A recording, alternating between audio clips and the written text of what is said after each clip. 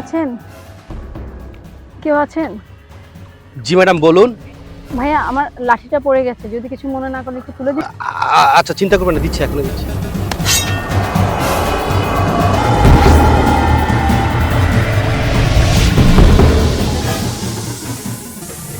এই যে নেন। Thank you so much.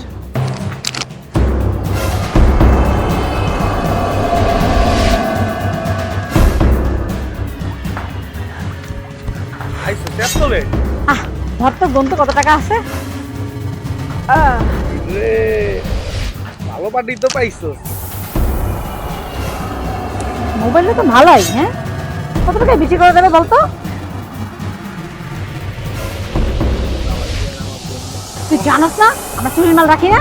কেমন কি ব্যাপার, টাকা গণনা শেষ হয়েছে? আপনি?